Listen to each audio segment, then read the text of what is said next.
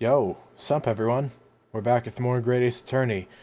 I had to press the button once after the last episode because apparently you can't save in the middle of getting an updated evidence piece. So yeah. Anyways, we're here. So we'll start things off.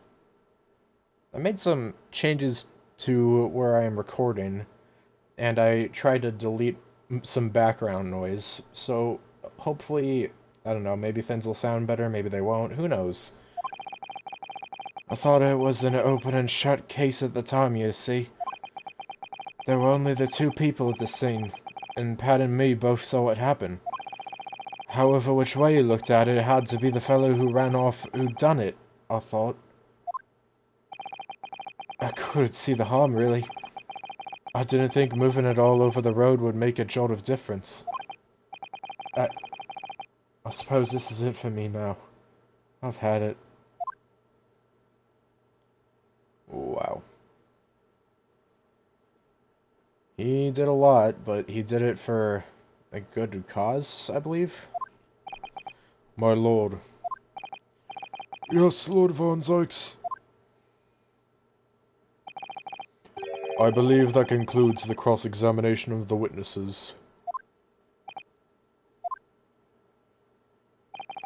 Constable, you may withdraw. Yes, sir. Mr. Prosecutor, sir. What will become of my Rolly? What will happen to him? I would assume he's gonna have to turn in his badge or something. For now, you are free to go home. The police will contact you in due course. Please, don't punish my husband. This was all my fault. It's because I'm always moaning at him for coming home late. Leave it now, Pat. Let's go home. I'm tired. Alright then, my love. One last thing, Constable. Sir? That's a new one. I don't think we've seen a surprise face from him like that. Let this be a lesson to you.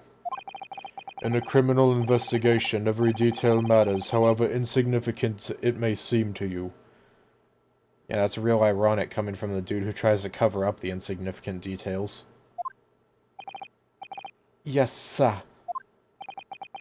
Carve that lesson in your mind. And never again make the mistake of tampering with the scene of a crime. Never again, sir? You mean to say... Leave. Now. This trial is not yet over. Sir! Aw, that's nice. I don't hate Van Zykes as much now. He did something good. Well, assumingly, we don't know if he's actually in charge of that at all, but... or if his word has any sway. Well, quite a startling revelation, I must say. Whoever thought of a third party transplanting the entire scene of a crime like that? Indeed, my lord. Nevertheless, there are some immutable facts here, principally that the accused Mr. Soseki Natsume is the only person who could possibly have committed this crime. Objection! Oh, you wish. No, I disagree. Now that we know the true scene of the incident, there is someone else. Another person who could be responsible for the knife in the victim's back. Forgive me for being presumptuous, but I believe the prosecution is probably well aware of this possibility already. Lord Van Zykes, is this true? Very well. Name the person if you will, and if further investigation is warranted. The prosecution has no objection to the trial continuing. You will name this other person who could have perpetrated the crime. Alright, guys. I know this is a long shot, but I think it was Sholmes. It's gotta be. Listen, he showed up at the crime scene afterwards, and as like a mysterious detective, he got taken over. Listen, he probably set up some Goldberg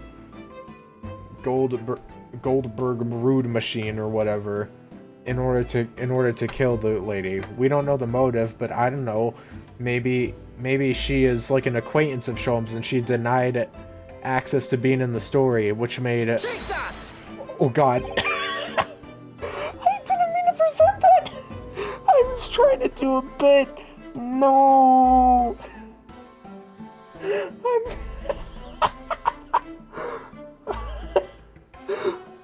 I don't even know what I pressed.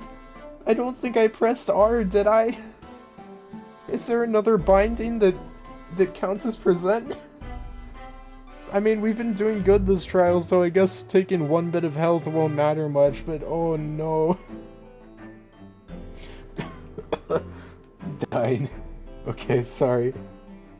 Excuse me. I'm afraid I was unable to hear you, Counsel. Again, please, and louder this time. I dare say my learned friend's timid tone is a reflection of the confidence he has in his answer. Oh, so that's what all the sweat is about, huh? Is it? Arrgh! Wow. That health loss actually made him die, physically. We've already managed to establish where the victim actually collapsed. I'm sure that means we must nearly be at the end of the line. Oh God, that was funny. God. Okay. Okay, maybe it wasn't Sholmes. Maybe I was a bit off my rocker. Adios. The defense would once again like to request the cross-examination of a new witness, my lord. Once again? My assistant made the same request earlier. In order to finally reveal the truth about this case, it's imperative that we cross-examine juror number 4, Miss Joanne Garridub. Me, oh dearie me. Objection! Oh. That request has already been denied. Objection! Yeah, but now your witnesses are gone, so you don't have any bargaining chips. But the situation is very different now. Miss Garridub, answer me this. What do you want now, you little toad? At the time of the incident, you were engaged in a violent argument with your husband, Mr. John Garridub.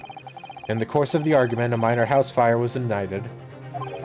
And to clear the smoke from the room, your husband opened a window that looks over Briar Road. Well, what of it? You threw this book at your husband when he was cornered with his back against the window. Upon striking the pane of the open top-hinged casement window, the book plummeted directly down, finding its way to what we now know to be the true scene of the incident. Yes, and as I said, what of it? During the argument, you were beside yourself with rage. As such, you threw not just books, but anything you could lay your hands on. So, let me ask you one more time, Miss Garridub. This knife, the one removed from the victim's back, have you really never laid eyes on it before? Ooh. Ooh. I want to see her do like opera singing, and then she goes like higher octaves, and then she reaches like the highest octave possible, then passes out. I don't recall it. Seriously? Mudgy. Am I supposed to remember everything I picked up and threw at my husband? And anyway, the man over there and all that regalia said members of the jury needn't testify, didn't he? Oh, members of the jury don't need to testify, huh? Then how about we get your husband in here, huh? Conventionally... Conveniently, yes. Objection! Oh, what now? No, I have no recollection of saying that at all, juror number 4. Excuse me? Bro, aren't you supposed to be... Huh? Who? Make no mistake, you jurors are not special in any way. You are not immune to the judicial process. If you know something about this knife, madam, let the truth come out. But that's just a common or garden knife. It could have come from anywhere. We have several like that at home. If one went missing, how would you expect me to know? What's that? Are you joking? What are you saying, please, Miss Garrett? What are you gonna say, that Soseki stole it from your place? No, you listen to me. I refuse to believe all this nonsense. I couldn't bear the thought that I'd injured someone. Do you hear? I couldn't bear it. My voice is cracking to all levels right now. Oh, the poor woman. So yes, I want evidence. I want to see hard evidence if you're going to insist on this being my fault.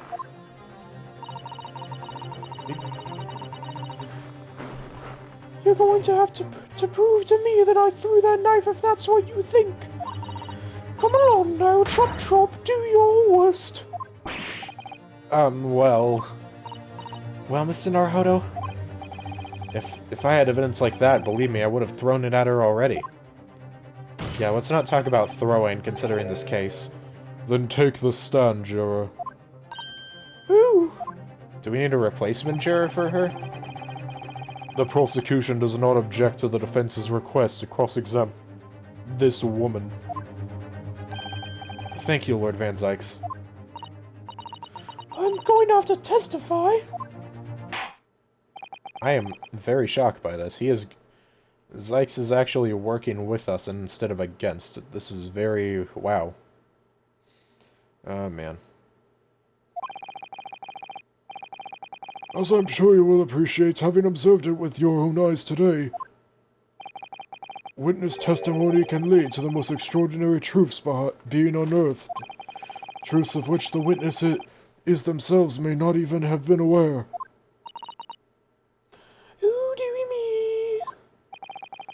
So I demand your full and unadulterated testimony, Miss Garrett. And mark my words, in this court of law today, we shall extract the truth. Yo, damn, we got all three sides working together here. We got the prosecution, the defense, and the judge. Do you concur, counsels? Certainly, my lord. I think even Zykes himself potentially doesn't even think that Soseki did it at this point. Oh, that's what I'm hoping for, my lord. Whoa. This music.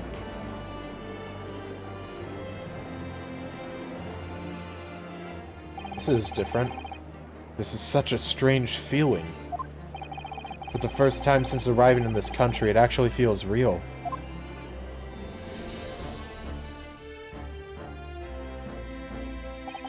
I'm here, in the Old Bailey, and I'm a lawyer. Gosh darn. Oh, there she is. Witness, state your name and occupation. Oh, yes, my name is Joanne Garrett. And I'm, well,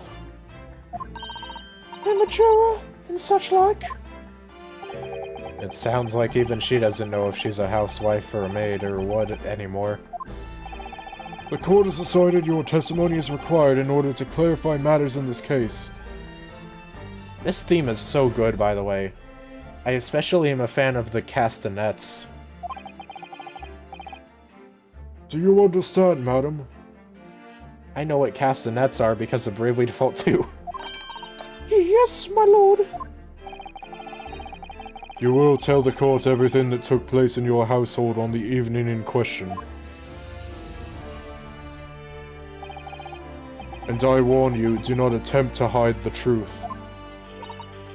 Ooh, dearie me. Well, that's a new one. Oh my god, it's him, isn't it?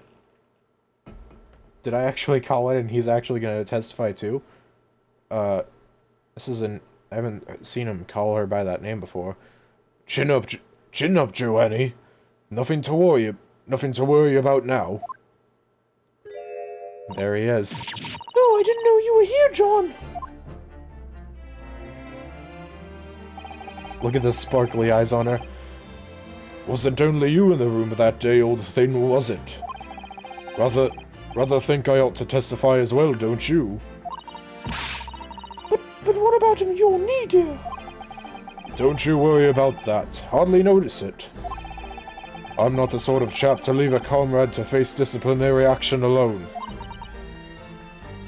It's been a while since I've done his voice. I might end up doing something different for him. Sorry about that in advance. Oh, John. I presume you are Mr. John Garrett.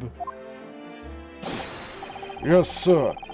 Former 2nd Lieutenant of the 3rd Regiment of the 4th and Northumberland Fusiliers, sir.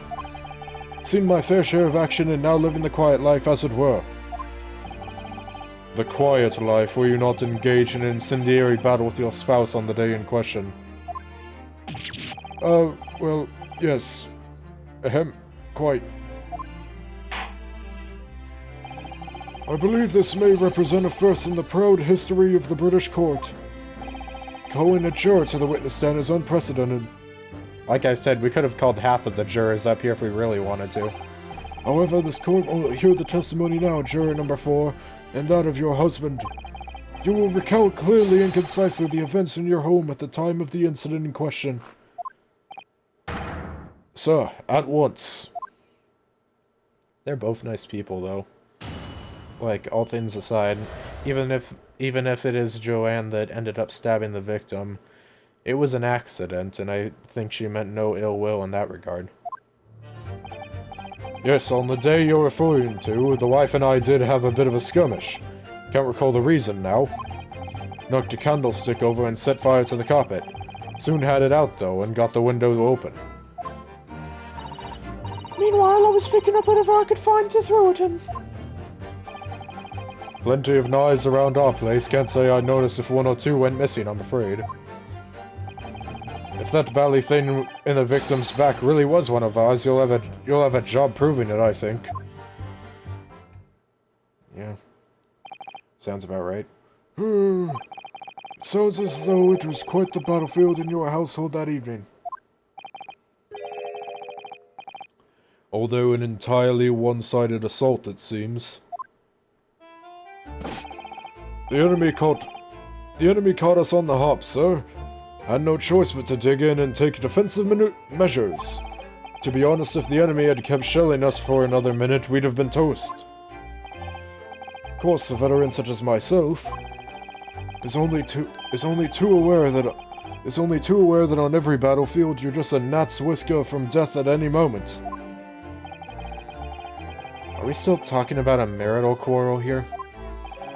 Well, I must say I'm dubious that this testimony would shed any light on the origins of this jackknife. In combat, one's focus narrows such that surroundings are barely noticed.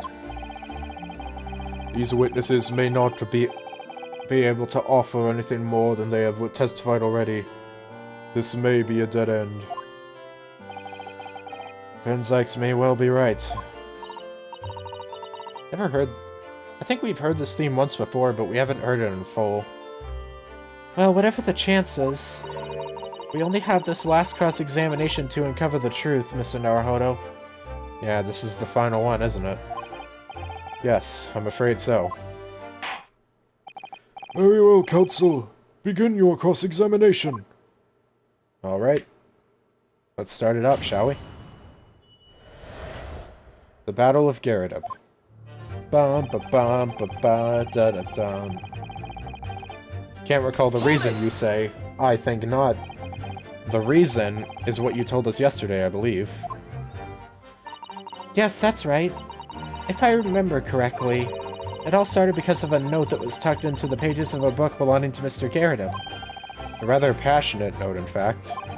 But Miss Garrideb found the note, discovering her husband's little secret. And she gave him a mighty number of slaps across the face for it, too. What a sordid state of affairs. Hell on earth. Oh, I just realized, speaking of which, the slap on his face is no longer there. I say, when a chap says he can't recall such things, it's common decency not to drag it all up. And besides, half of it was wide of the mark anyway. Uh-oh. A likely story. These waters run very deep. And what transpired next after these multiple blows to the face? Knocked the candlestick over and set fire to the carpet. Soon had it out, though, and got the window open. Hold it! And the fire also spread to some items of furniture, didn't it?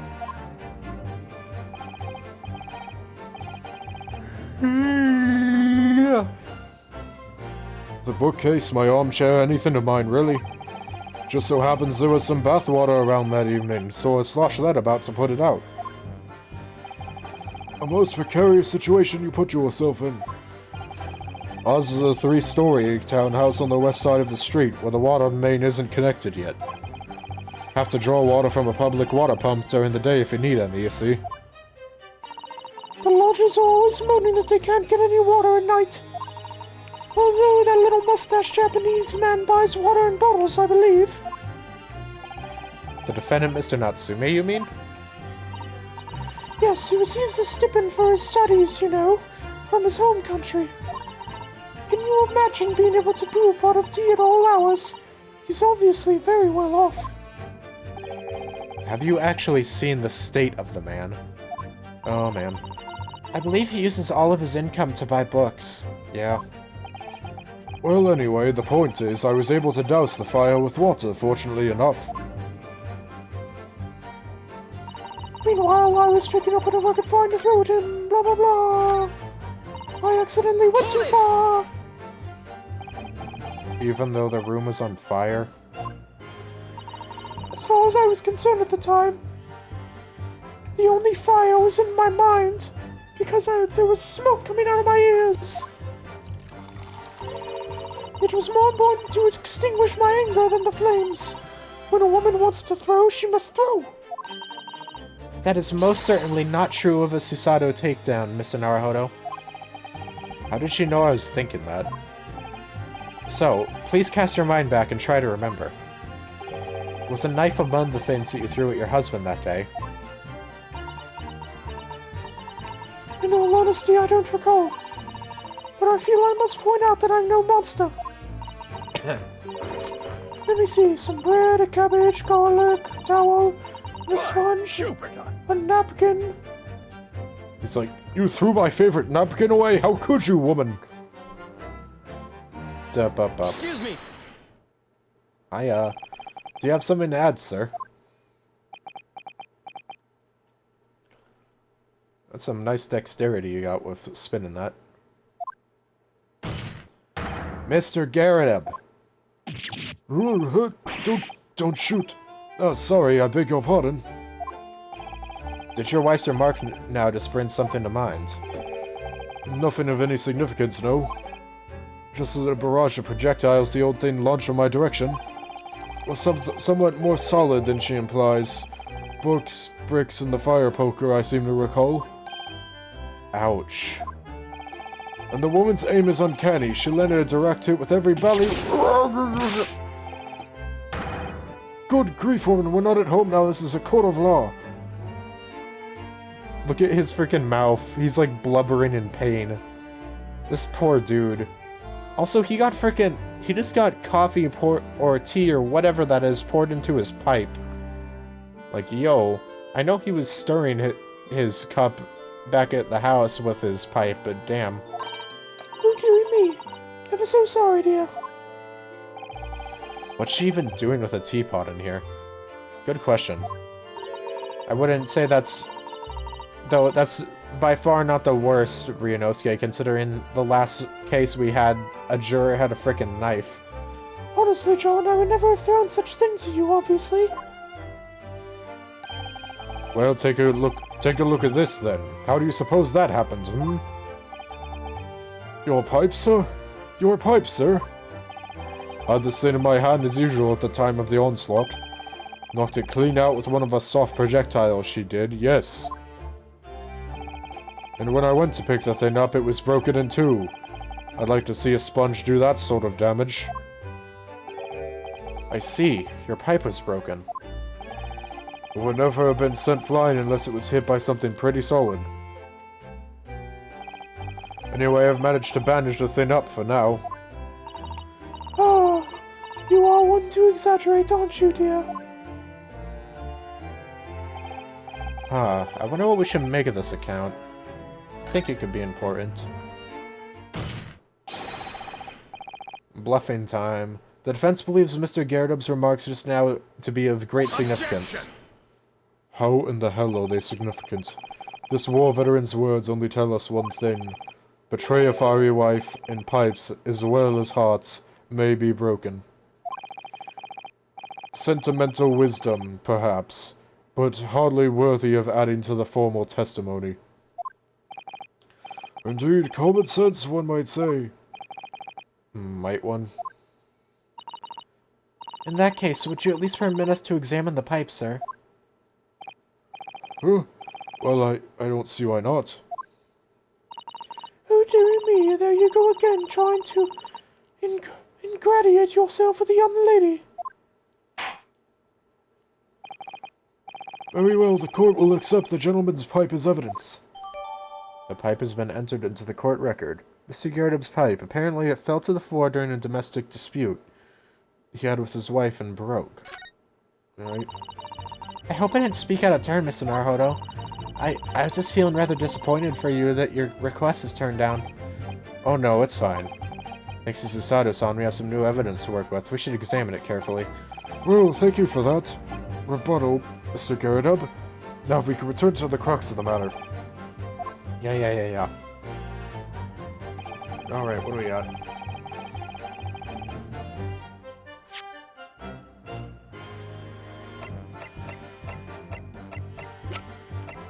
Alright. Looks to be in a sorry state with that bandage around it, doesn't it?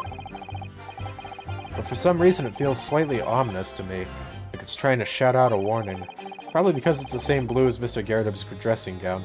Is it? I thought it was. This one looks dark for me. I suppose it must have considerable sentimental value to Mr. Garridub, given that he's gone to the trouble of repairing it like this. Either that or he can't afford to replace it. Oh shoot, it's cracked. There's a small nick out of the bowl here, look. It appears to have been made relatively recently. And see how there are little scrapes and dents all over? It's clearly a well-loved pipe. Yes, you're right. It seems to me recently that being well-loved goes hand in hand with getting some battle scars. This particular nick is catching my eye, though, because it's clearly new.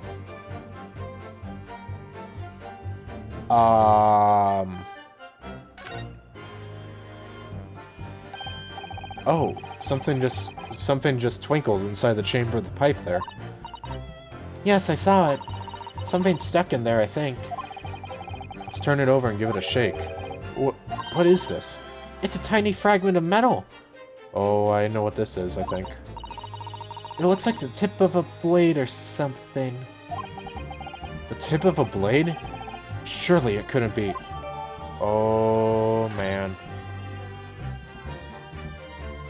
Well then.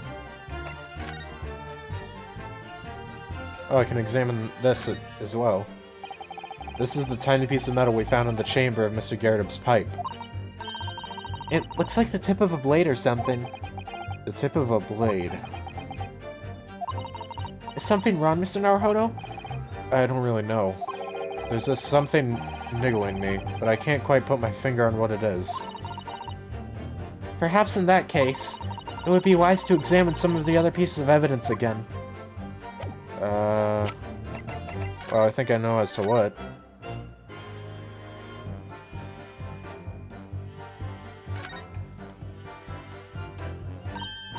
Oh, look here, Mr. Naruhodo, just at the tip. A small piece of the blade appears to be missing. Wait, part of it's missing? I could be wrong, but I've just got a feeling.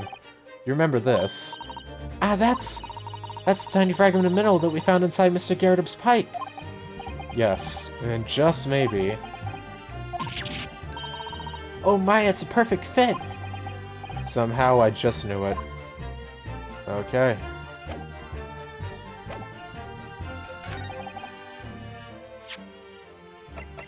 Objection!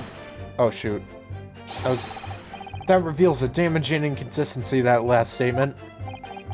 Damning, you say? As I look at you, Counsel, I see your trembling hand, your pallid expression in your perspiring brow. It seems to me that is the damning inconsistency here, with the misplaced confidence of your assertion.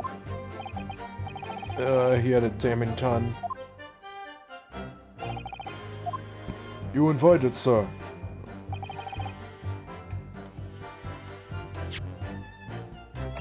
Alright, maybe we have to save here. Yeah, Hold it! let's press this, just in case. So you have no intention of admitting it was your knife unless we can produce proof.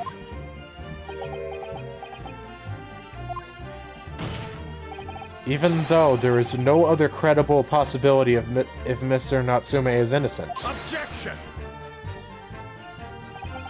You forget, my Nipponese friend, that it has yet to been established that the accused is not responsible for the attack. As if I could forget. If only there was some way to know who would handle the knife. But I suppose wizardry like that is just a dream. Perhaps you're thinking of fingerprinting, Mr. Naruhodo? What? You mean it's not a dream? That sort of wizardry really exists? Whenever people touch anything, they leave behind a unique pattern from their skin, or so they say. But I can't see anything. There are already countries in the world where these so-called fingerprints can be used as evidence. Lord Strandhard is currently discussing the matter at the Ministry of Justice. Yes, I believe we are rapidly approaching an era of scientific methods of investigation. But for now, we shall have to find an alternative method of proving our assertion. Wait, what was the last line? Only I could transplant... Oh. That's the extent of their testimony, is it? Well, I think we've heard all of this before, to be honest.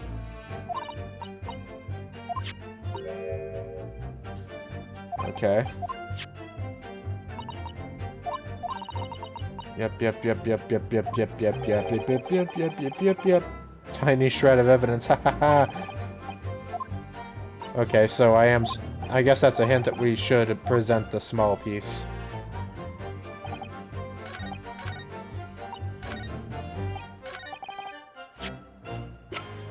Objection! Okay, there we go. Makes sense that you'd have to present the new evidence instead of the old. Mr. Garrett, could I ask you to take a good look at this, please? You can ask, but I can't see a bally thing. You can't? You used to call me Dead-Eye Deb back in the regiment, of course. But that was some time ago now. Poor dude. Even when I'm trying to enjoy a large print book by the fire these days. I struggle to tell a B from a D and a P from a Q, to be honest. Oh, he does, dear me. It's rather wearing being asked about every other letter and every other word. You must be very dizzy. Dizzy? You must be very dizzy. Yeah. I don't know. I'll go with that. What is that? A tiny scrap of metal. Do they have... Oh, wait. No, no, Santa. Santa Claus. Santa Judge. I was about to say, do they have glasses in these times? But I'm just like, oh, wait, no, the judge has them. Also, I think I don't know about the jurors, but let's check our people, actually. Wait, no, I said people. Anyone? Well, Iris has goggles. Yeah, none of them have it. Yes, almost certainly from the tip of a blade. And what may appear at first to be just a tiny scrap is in fact a crucial piece of evidence. Interesting. And where did the defense come by this evidence? It was lodged in the chamber of Mr. Garrett's pipe. My pipe, you say? By Jove, I wonder how that got there. And what precisely does this fragment of metal signify, Council?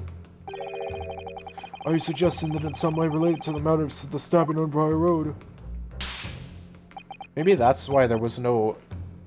Maybe that's why there wasn't anything, there was no blood on the victim, because the tip of it came out before the victim was stabbed. I am. What? When put together with another piece of evidence already in the court record, I believe this tiny fragment of metal will unravel the whole truth of this case, my lord. You let the kanai. Oh, I just realized that there's a vacant juror seat and it's red now. You appear rather confident in that extraordinary statement, Counsel. Very well then, present the pertinent evidence to the court. What evidence, when paired with this fragment of metal, allegedly reveals the truth of this entire case? The final piece of evidence.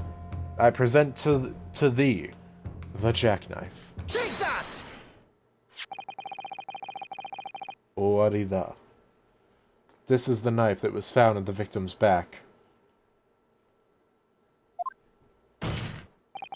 And what may appear at first to be just a tiny scrap is in fact a crucial piece of evidence. Interesting. And where did the defense come by this evidence? It was lodged in the chamber of Mr. Garretup's pipe. My pipe, you say? By Jove, I wonder how that got there. And what precisely does this fragment of metal signify, Counsel? Are you suggesting that it is in some way related to the matter of the stabbing on Briar Road? Oh, I just realized I went back in time. Whoops. I had to pause the recording, and then I accidentally... During that, something bad happened and the game crashed, so I had to reload and get back, so we're a few lines behind here now. Sorry about that. I am. What? When put together with another piece of evidence already in the court, yada yada yada yada yada yada yada. Yeah, we've already been through all this. Whoopsies. Sorry, I loaded too early. Or I unpaused too early, I guess. Take that! This is the knife that was found in the victim's back. If you look closely, you will see that there is a small piece at the tip of the blade that is missing. Okay, back to where we were. A common issue with the inferior blade sold at unsavory street markets. Criminals who use them regularly leave the tips lodged in their victims' bones. And what of this particular knife? No doubt its tip has suffered a similar fate, now languishing somewhere near the spine of the victim. You know, you would think that as a prosecutor you would kind of realize what's going on here. We're pairing these two things together. A tiny metal fragment and a knife with a broken tip. Come on, man. Objection! Oh well. We'll say it out loud for you. No, that's not the case. Huh? The tip of this particular knife's blade is the very fragment of metal we discovered in the chamber of Mr. Garretup's pipe. Ooh. Wow. That was a new animation. Do you see how taken aback that dude was? Good grief, Lord Van Zoix! I don't believe it. The knife from the crime scene and this fragment of metal are a perfect match. Good golly gosh! Oh, I just realized that the wife is standing on a crate. Order. Is this some type of Eastern sorcery? This is no magic, my lord. This is a miracle. A miracle? So Van Zykes has figured it out, has he? Counsel, explain this extraordinary coincidence at once. Yes, my lord. The crucial point we have to ask ourselves here is when did the fragment of metal find its way inside Mr. Garretup's pipe? Something that was clarified for us in the most recent witness testimony. How'd Had this thing in my hand as usual at the time of the onslaught. Knocked it clean out with one of her soft projectiles, she did, yes. It would never have been sent flying unless it was hit with something pretty solid. They are both. Oh, dearie me. During the argument between these two that occurred just as the victim was on the pavement below, Miss Garrett flung this knife at her husband. However, the knife missed Mr. Garrett, instead striking the pipe in his hand at the time. Which caused the tip to break off, of course. Good lord! Yes, and that is when the tiny tip of the blade found its way inside Mr. Garrett's pipe. The chances of that are 1,000,000 to 1. And yet there's no other credible explanation for how the tip of the blade ended up in your pipe. Then, after losing its tip, the knife ricocheted off the pipe and flew out of the open window. Ugh. In short, this knife, which fell from the window of the Garrett's house, is the very knife that struck the victim in the middle of the back on the street below. Oh gosh, oh dear, oh! No! Objection! Oh, what you got this time? Uh-oh. You gonna throw another glass? Crush it? Are you gonna crush it or throw it? Which one? A full-bodied theory, I'll give you that. You're still not giving in, bro? We have all this and you're still gonna be against us here. A complex bouquet of seemingly trivial points plausibly arranged to create an almost possible vintage. Allow me to toast my learned friend's characteristically Nipponese approach to bottling his argument. Sorry? But after all, it is just a theory. The bottle, I fear, is corked. Because you see... Ooh, the boot. Never mind. It's spoilt by insurmountable inconsistency. Damn, he did the frickin' boot thing while still holding the chalice. You know what would be the best? Is if he had a third chalice destroying animation where he throws it in the air and slams it against the table with his boot. An insurmountable... What? Lord Van Zoix, explain yourself. What is this inconsistency you claim to have identified? An inconsistency of the simplest nature, my lord. The victim was found with the knife implanted in the middle of her back. Yes, in her... Oh, damn! That's right, you silly little man! Well, now he has yet another frickin' stain from getting slapped. Oh, wow, it just disappeared. It didn't fade away or anything, just blink of an eye. Now, Joanne, old thing, what are you getting so excited about? Let us consider the basic facts of the case once more. The victim was walking along the pavement before being stabbed in the back and falling to the ground. If the knife that struck her had fallen from above...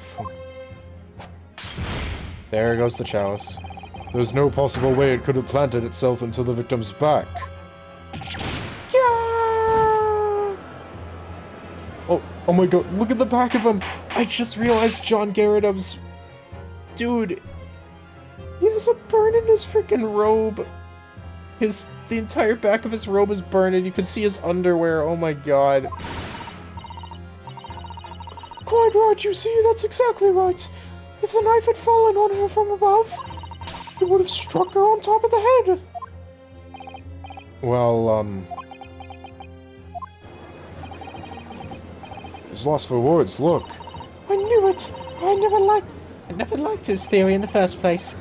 I don't know, though, what really did happen. It would appear that Fetz has made rather a spectacular blunder. If a theory has even one inconsistency, it cannot stand. Your theory, my learned friend, is history. That's a new pose.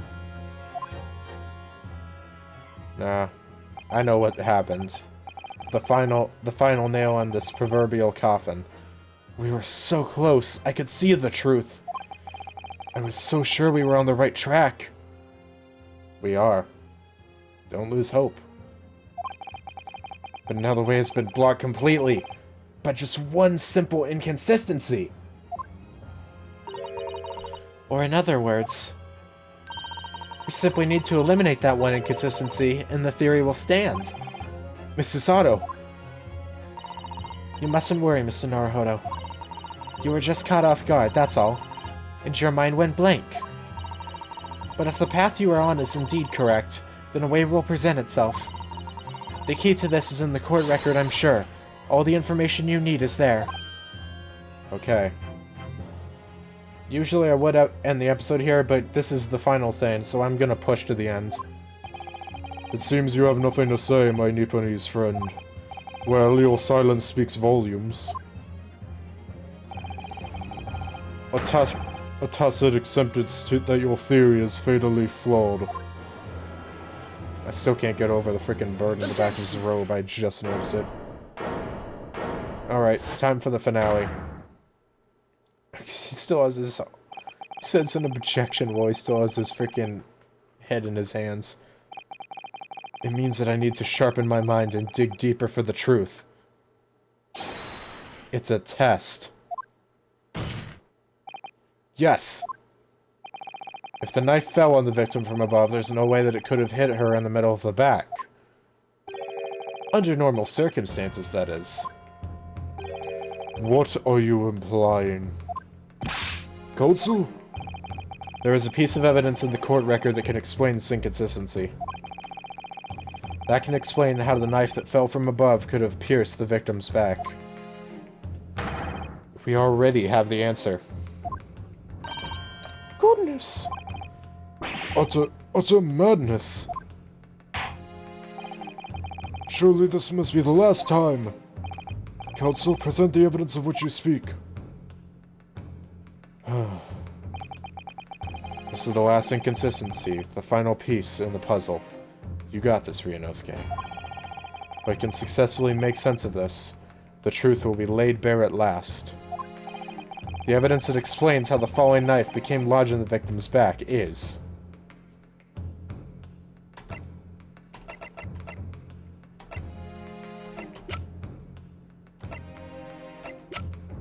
Take that! the book.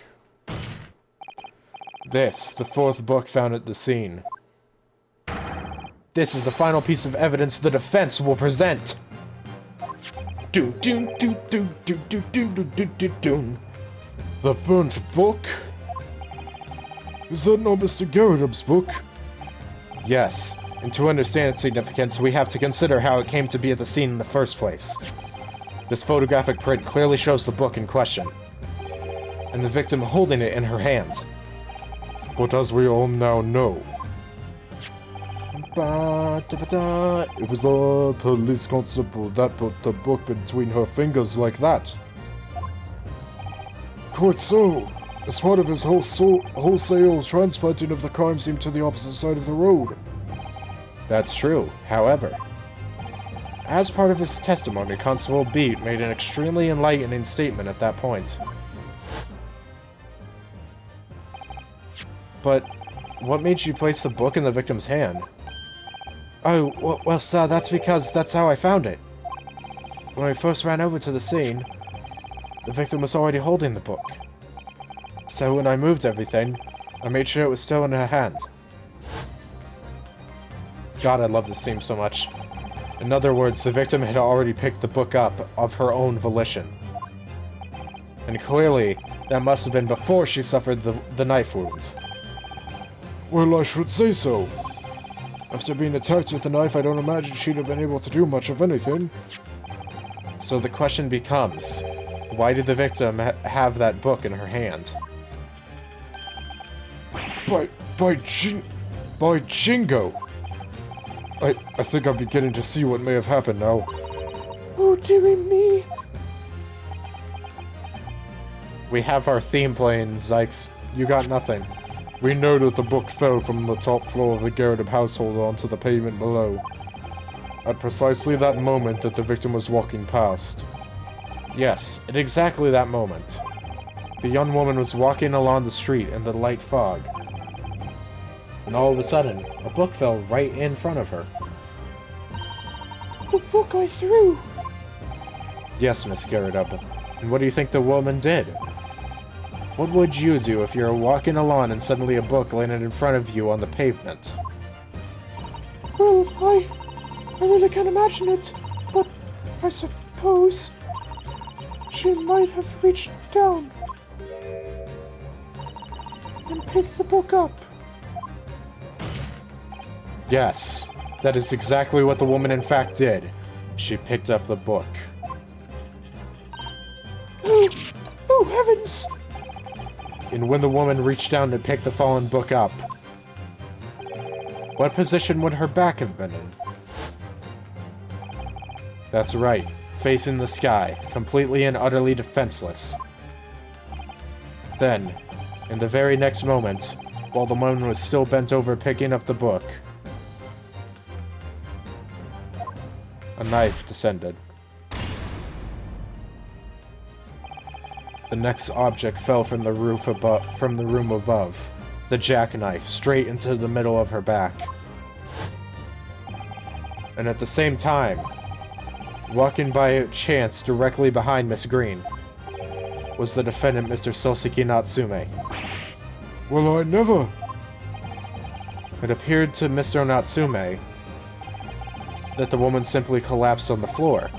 In the dark and the fog, he didn't see the knife falling on her from above. Oh! And from the other direction, the constable and his wife saw no one but the victim and her apparent attacker. So there was never a real culprit to run from the scene in the first place. No, this was nothing more than a series of unlikely events that culminated in an unfortunate accident. And that is the real truth behind this case. You're done. I rest my case. Well, Mr. and Mrs. Garretup. What type of breakdown you gonna have? If you have one. The very first time you showed me that knife, I had my suspicions. I wondered if perhaps it might have been something like that. There, old bean. Poor Miss Garretup. Of course, I never meant for anything of the sort to happen, but... it was all my fault, wasn't it?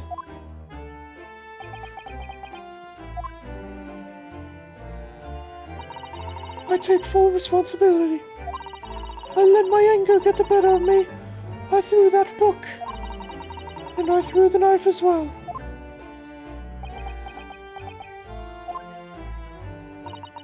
John, dear. It's alright, I know.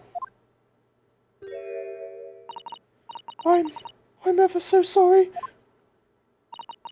Truly. I'm sorry!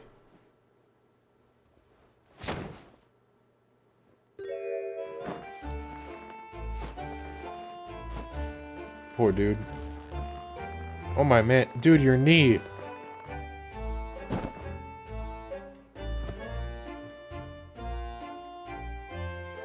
Hope his knee's okay. Neither were bad people. They were both nice. Lord Van Zykes, what news of Miss Garretup? She's been taken to the infirmary. It would appear that today's events had left her in an especially flustered state. However, I believe she will recover in due course. There is no cause for concern. Yes, unbeknownst to themselves, they caused what could have easily been a terrible tragedy. They shall have to prepare themselves for the consequences of their actions. There is some good news, however, Mr. Lord. I have just had word from the hospital where the victim is being treated. Oh, is she woken up? Her condition is improving steadily, and the doctor believes she will regain consciousness soon. It's strange. We've been talking about the victim all this time, but we've never once met her. How wonderful. The woman is out of danger, it seems. Yes, that is good news. So, Mr. Soseki Natsume. Man, he has... It's real... It's funny. Usually you don't get cases in Ace Attorney where the defendant never testifies. Like, Soseki was never at the stand. Well, besides now. Oh, yes. On behalf of my fellow countrymen, I would like to take this opportunity to beg your pardon, sir. You came from your distant eastern homeland to study our great British culture, and have been repaid with immeasurable unkindness. Please accept our heartfelt apologies.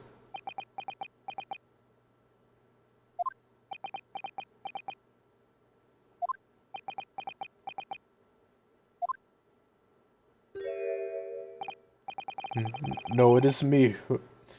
It is me who should be begging your pardon. Oh no, Mr. Natsume.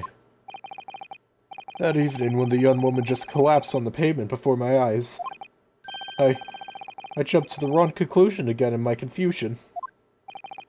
What conclusion, sir? I was sure that the woman was dead. Yes, Constable Beat said the same thing, didn't he?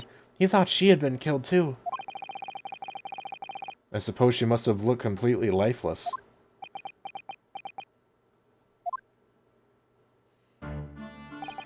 It's been about a year since I arrived in Great Britain now, but I still can't get used to life here. I can't relax. I'm sure there are evil spirits lurking in the fog, like they're haunting me. Poor Soseki-san. His imagination really has got the better of him. Yes, poor man. So when it happened, I thought the young woman had been taken by the fog spirits. I should never have dropped my books like that and run away. I should have called for help, for a doctor, for the police. Instead, I've managed to create a rift in the relationship of trust between our two empires. And for that, I am truly sorry.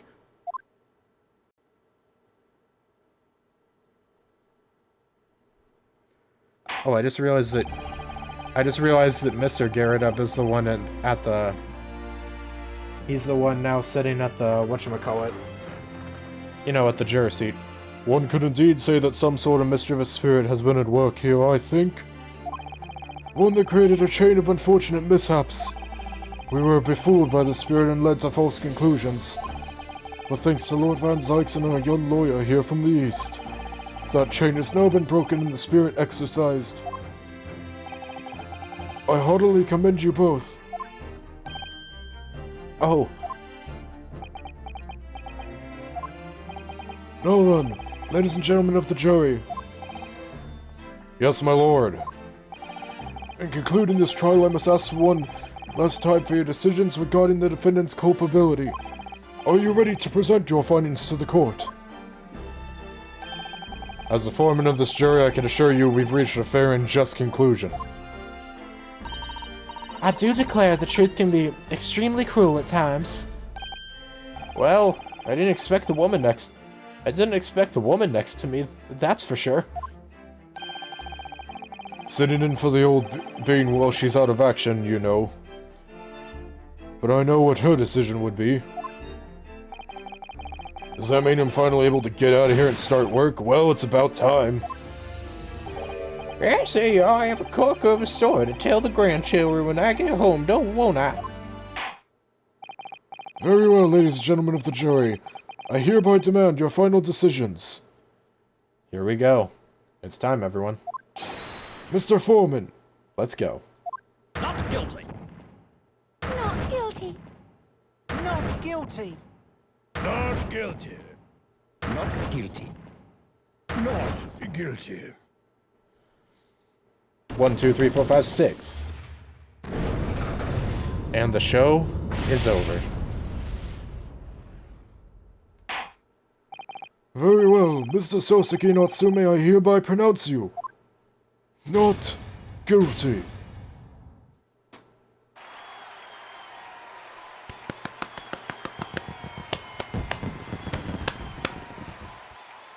Claps all around. We did it. Now let's just hope the Reaper's curse doesn't end up killing Natsume. He's too nice. And finally, Mr. Natsume. Yes, my lord. You are now a free man once more. It is my hope that you will continue to further your education in British culture. And may you never again be brought before me. Oh yes, sir, of course. On my life, I swear I'll never set foot in a courtroom again. I'll transported to tears. Thank you, counsels. Court is adjourned. And with that, we have ended the case. Man, this is over an hour-long recording. Eh, whatever. It's the end of the case. I'll go until we get to the end of it. Oh, locum? Wait, you mean me? Of course. Is there another locum here? Is there even one? Compared to the original locum student, Mr. Naruhodo Esquire, your name has become rather short, hasn't it? I think that's better. What's wrong with using my actual name? Oh, at last I'm free, I'm free! Joyful, joyous, jubilant jubilation! Heedy hearty happiness, hurrah! Oh, I am pleased. Mr. Natsume's delighted. Would it be so hard just to say that then? Locum, you did it! You saved me from the brink! Well, what happened to the poor woman was in no way your fault, after all. I'm just glad everyone can see that now. No, not that! Lovely, loyal locum lawyer! Yes? I mean, as I said before, I have just never gotten used to life here. I have just never got used to life here in Great Britain. Every time I look over my shoulder, I see foreigners. I see towering brick buildings. And from high up towers, I see them looking down on me, laughing, look at that little hunchback. Oh dear, I'm sure it's all in your head, Mr. Natsume. But today, you, locum lawyer, gave my gloom the boot. You stood firm behind that baronial bench before all those babbling British. You battled to the bitter end, laying bare the baffling truth. And when I beheld the blinding fireworks among the beams of the Bailey's roof, I bellowed, "Behold the best barrister ever born!" Well, that's very flattering, and we're very pleased for you. This has given me a wonderful anecdote to recount to my old friends back in Japan. An anecdote? Is that what's to become of all my hard work? I can already tell who it is by the phrase, "my dear fellows." Ah, there you are, my dear fellows. Knew it. I apologize for keeping you waiting. I rose late this morning. Oh, Mr. Sholmes, what a pleasure to see you. Oh, I missed you. It feels always empty when we don't see you, man. All of the trials we go through, we never get to witness your perfection. I see I'm here not a moment too soon. A disaster has been averted, I'm glad to say. Oh. The trial shall begin presently, Mr. Naruhodo, and I wish you the very best of luck. Oh, this dude. It's just finished. What? No! Then my haste was in vain? Erg, it's you? Herlock Sholmes. Oh, have we met, sir? This is Mr. Natsume, the man you had arrested, Mr. Sholmes. Ah, I see. I failed to recognize you at first. Our previous encounter had taken place in the gloom. Either of your bleak lodgings or that prison cell. I simply couldn't place that curious face in the light. Charming. As always. This is all your fault, Herlock Sholmes. You're the reason I had to go through this terrible ordeal. I'm going to give you a piece of my mind. My apologies, sir, but I assure you I have placed you now. You're the fellow who abandoned that poor young lady and ran off, are you not? Had she been taken to hospital more urgently, I feel perhaps she would have regained consciousness by now. Ooh.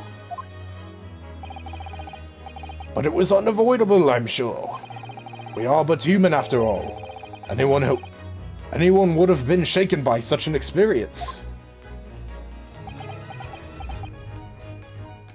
Poor Soseki. Why must my two favorite characters go head to head? I do feel very badly about how I behaved. Well, never mind. Now then, what was it you wanted to say to me, sir? Oh, forget it. Nothing. Priceless. Oh, I am sorry, really, but that was quite priceless. Poor Soseki-san. Still, on the bright side, you've had an extremely entertaining experience without paying a penny. And it would seem you were not even found guilty. But there is no bright side. Whatever do you mean, Mr. Natsume? He's probably thinking about the curse. Even after this, I'm still cursed by the spirits and now by the Reaper. Lord Van Zykes. I haven't forgotten, you know, what facing that man in court means. Even if you're found not guilty, you're still doomed. It will be all right, Mr. Natsume. Huh? If the Reaper appears trying to make trouble, I will protect you. I will give it a Susato toss. I will frickin' beat the shit out of death for you. Hey-ya! With the perfectly executed Susato takedown. Look at the way he looks over in terror. Much as I like being in my head, a bit of warning might be nice next time, Mr. Sato.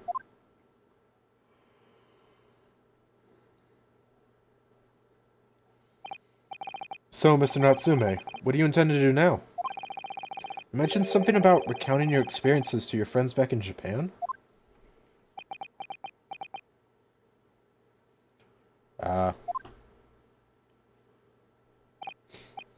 Yes, I intend to return to my homeland now. Oh! It has already been a year since I arrived here in Great Britain. I visited universities, libraries, bookshops. I've been honored with the tutelage of professors. I've learned so much about the wealth of literature here, and the city it has shaped. And I've come to realize that it is my calling to sail home and tell my fellow countrymen about it. That's very touching, Mr. Natsume. Or in perhaps less veiled terms, you wish to withdraw halfway around the world to escape the terror of the Reaper's curse. But that's not it at all. The more I learn of literature, the more this strange feeling claws at my insides.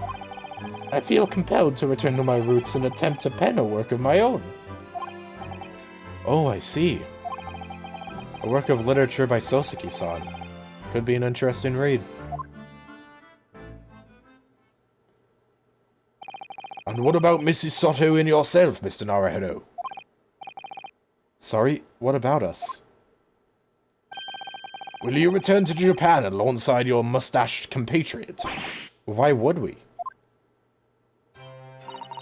A week has not passed since we arrived in London.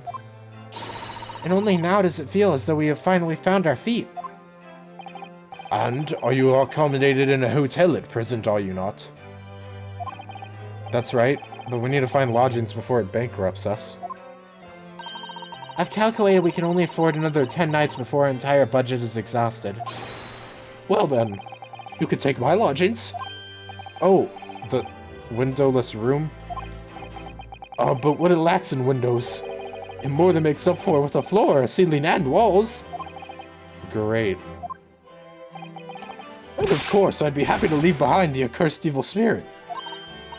Am I an evil spirit? Oh yes. It tries to suffocate you while you sleep. It's an infallible wake-up call.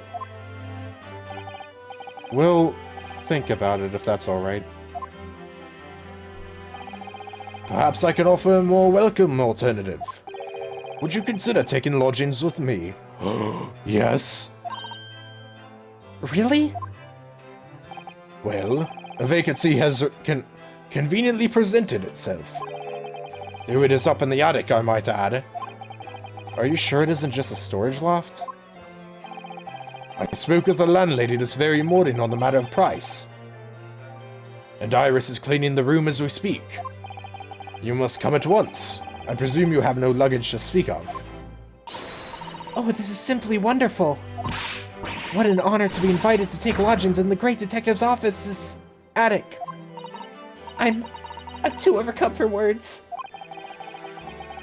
So suggesting we look elsewhere is out then.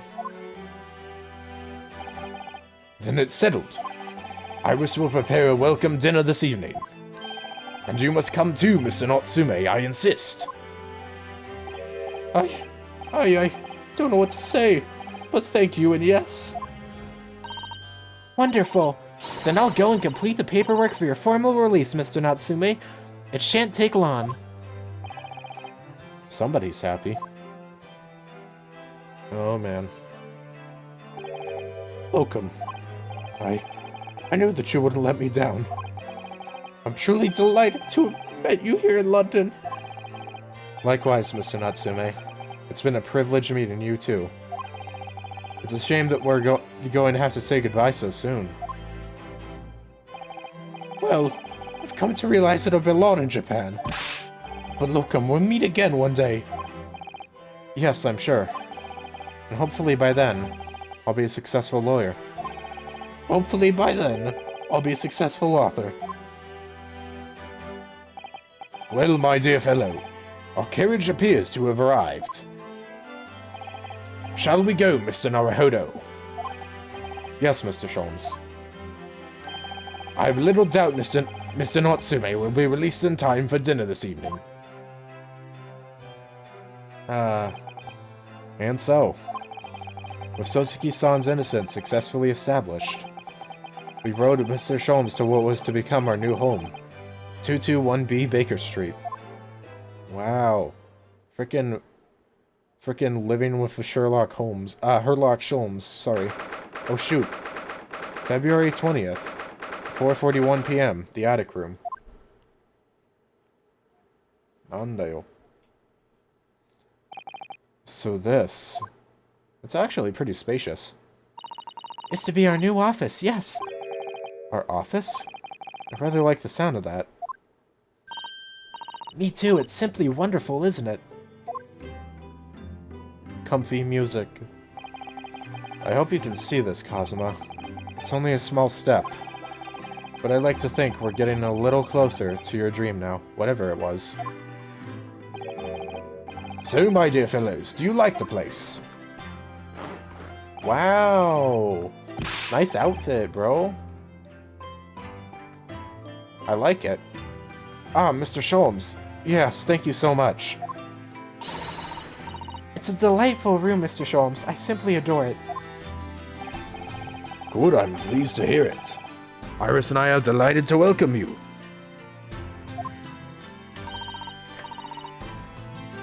I hope everyone's hungry. It's nearly time for dinner.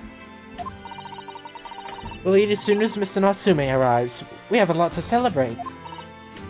Iris, you must let me help you. Alright then, Susie. You can be in charge of the salad. Splendid. It's kind of funny that my voice for the 10-year-old is lower pitched than Susato. So, Mr. Naruhodo, how does it feel to have your own office in the capital? It's very exciting, actually.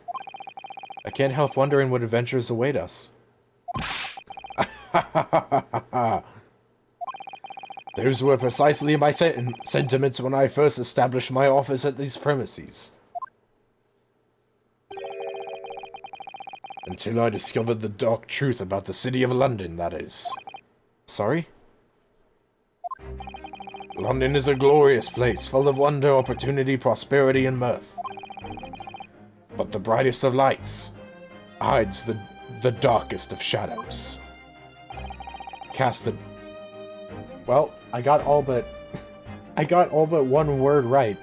Cast the darkest of shadows. Shadows? What do you mean? Well, I believe you're well aware of the murkiness that lies behind London's facade already. Yeah. So, once again, Mr. Naruhodo.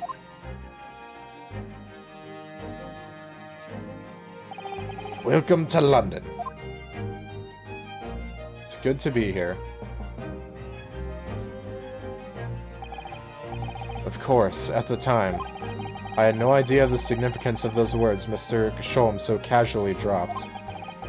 But it wasn't long before my turn came. To lift the facade and see the true depth of the murk that lay behind it. End of episode. Man, that was a good one. Holy crap. That entire thing was so cool. The idea, like... Bum, bum, bum, bum, da, da. Sorry, I just love that transition theme. I don't know, that entire thing was just so great, you know? So amazing. Oh man, I have no words. It was just very fun.